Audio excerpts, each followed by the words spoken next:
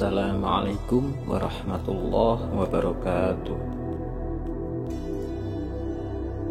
Saudara-saudaraku yang dimuliakan Allah, mudah-mudahan saudara-saudara semua saat ini masih mendapatkan rahmat dari Allah Subhanahu wa Ta'ala, diberikan kesehatan oleh Allah Subhanahu wa Ta'ala, serta diberikan rezeki yang cukup dan kebahagiaan. Amin. Saudara-saudaraku, saya yakin ketika kita mendengar kata Sabdo Palon, pasti tidak bisa lepas dari hal-hal mistis yang terjadi di tanah Jawa. Saudara-saudaraku, tentu kita semua sudah sering membaca atau mendengar informasi terjadinya serangkaian bencana alam yang terjadi di tanah Jawa kita ini. Banyak yang mengaitkan dengan adanya perjanjian antara makhluk halus penguasa Jawa pada waktu itu dengan Syekh Subakir, yaitu seorang ulama dari Turki yang ingin menyebarkan ajaran Islam di tanah Jawa ini. Namun maksud dan tujuan dari Syekh Subakir pada waktu itu mendapat tentangan atau mendapat halangan oleh makhluk halus penguasa tanah Jawa pada waktu itu, sehingga menyebabkan terjadinya pertarungan yang hebat antara Syekh Subakir dengan penguasa tanah Jawa pada waktu itu. Pertarungan tersebut terjadi hingga selama 40 hari 40 malam. Dan di dalam pertarungan tersebut sama-sama kuat dan tidak ada yang kalah maupun yang menang,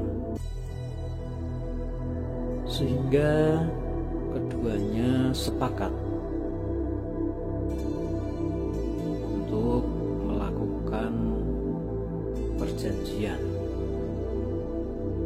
antara Syekh Subakir dengan penguasa tanah Jawa pada waktu itu yang dikenal dengan nama Ki Semar Budroyono. Keduanya membuat perundingan atau kesepakatan, yang kesepakatan itulah disebut dengan nama Perjanjian Sabdo Palon. Jadi Sabdo Palon yang selama ini kita dengar adalah merupakan sebuah perjanjian atau kesepakatan antara Syekh Subakir dengan makhluk halus penguasa tanah Jawa pada waktu itu, bukan merupakan nama jin atau nama penguasa tanah Jawa tersebut. Jadi Sabdo Palon itu merupakan sebuah perjanjian atau kesepakatan antara Syekh Subakir dengan penguasa tanah Jawa pada waktu itu, yaitu Ki Semar Budroyono. Saudara-saudaraku, adapun isi perjanjian atau kesepakatan keduanya tersebut adalah: yang pertama, Syekh Subakir boleh menyebarkan ajaran atau agama Islam di tanah Jawa, namun dengan cara tidak memaksa, apalagi dengan melakukan peperangan. Penyebaran ajaran agama Islam di tanah Jawa harus dilakukan dengan cara damai dan dengan cara yang halus. Adapun perjanjian yang kedua adalah akulturasi antara Islam dengan budaya Jawa dalam pendirian tempat peribadatan. Meskipun tempat ibadah tersebut dari luar memiliki gaya asli Jawa, namun di dalam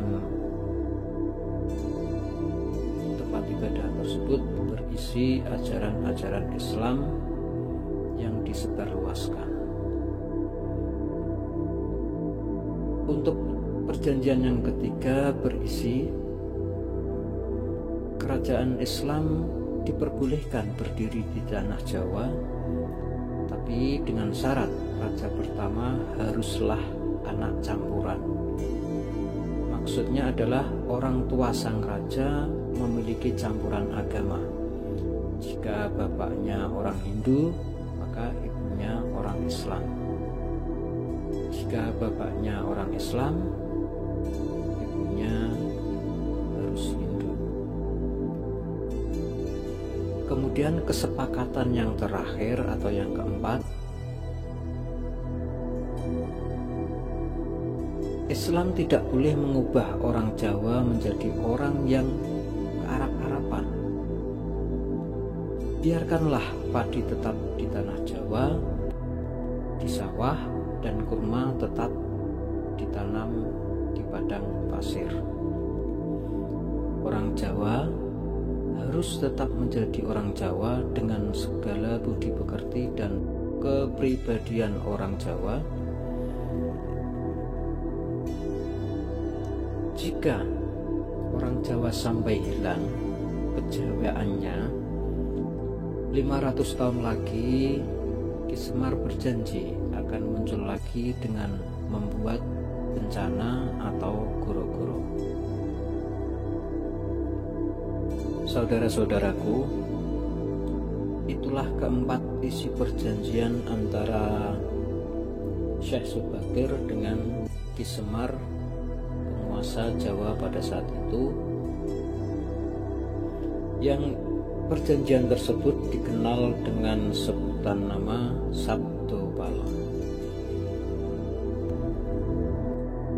Lalu, apakah terjadinya rentetan bencana di tanah Jawa akhir-akhir ini, seperti Gunung Semeru meletus, gempa bumi di Jawa Timur, dan lain-lainnya itu ada kaitannya dengan isi perjanjian tersebut? Wallahu a'lam.